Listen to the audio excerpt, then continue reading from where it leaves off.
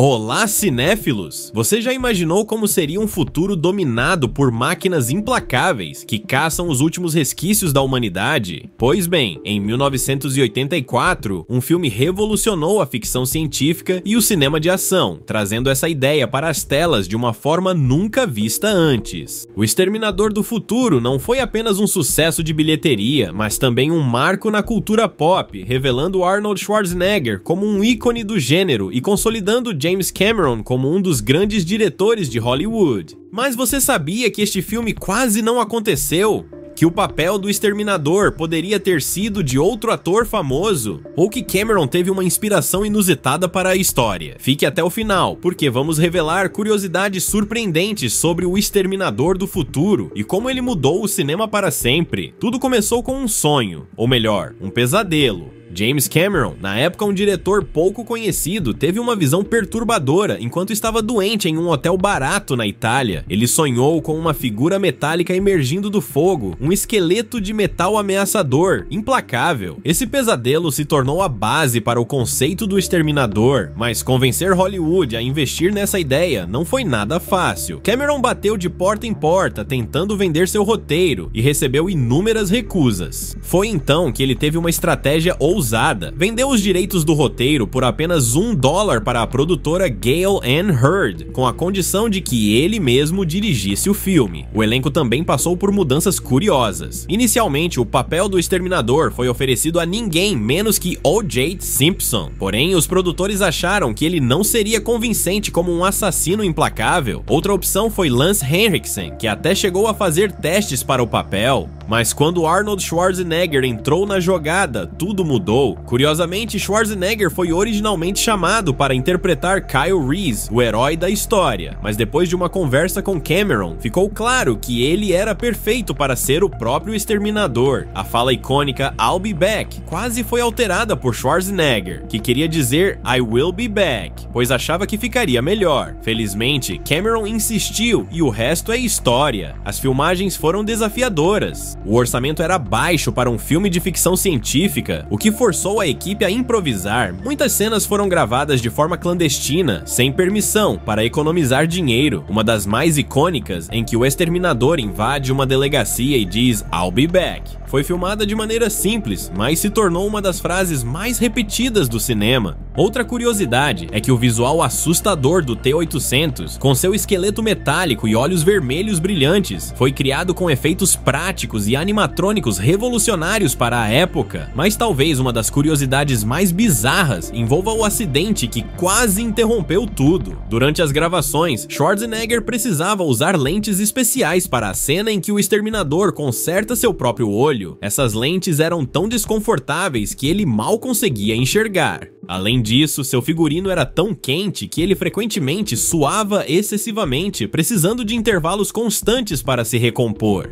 O nível de dedicação foi tão intenso que, após as filmagens, Schwarzenegger disse que nunca mais queria ouvir falar de O Exterminador do Futuro. Claro, isso mudou quando a sequência foi confirmada e ele voltou ao papel com entusiasmo. Outro detalhe interessante é que a famosa trilha sonora do filme, composta por Brad Fiedel, foi criada de forma improvisada. O tema icônico, com suas batidas mecânicas e melodia sombria, nasceu quase por acaso, quando Fiedel experimentava sons em seu sintetizador. A ideia era criar algo que soasse frio e impessoal, assim como o próprio Exterminador. O resultado ficou tão bom que Cameron decidiu usá-lo como tema principal. Mesmo com um orçamento apertado, o Exterminador do Futuro conseguiu criar efeitos visuais que impressionam até hoje.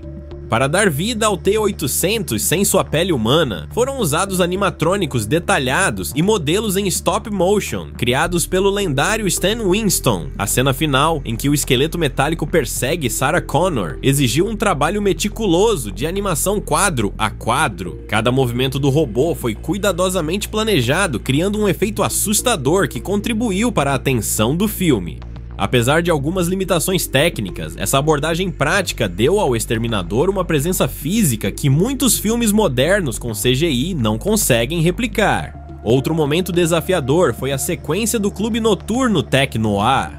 Essa cena, que marca a primeira grande aparição do Exterminador em ação, foi filmada em um ambiente apertado, com pouca iluminação e um cronograma rigoroso. Para aumentar a tensão, Cameron utilizou uma técnica conhecida como iluminação de contraste alto, realçando a ameaça do exterminador sem precisar de efeitos caros. Aliás, o nome Tech Noir acabou se tornando um termo usado por críticos para descrever um subgênero da ficção científica que mistura tecnologia e elementos de filme noir, algo que O Exterminador do Futuro ajudou a definir. E você sabia que Linda Hamilton, a intérprete de Sarah Connor, se machucou durante as filmagens? Em uma das cenas de perseguição, ela torceu o tornozelo, mas como o cronograma era apertado, precisou continuar gravando. Por isso, em algumas cenas, se você reparar bem, vai notar que ela está mancando de verdade. O compromisso de Hamilton com o papel foi tão grande que ela passou por treinamento intensivo antes das filmagens para parecer mais convincente como a mulher comum que se transforma em uma lutadora determinada pela sobrevivência. O impacto cultural do filme foi gigantesco, além da icônica frase "I'll be back". I'll be back.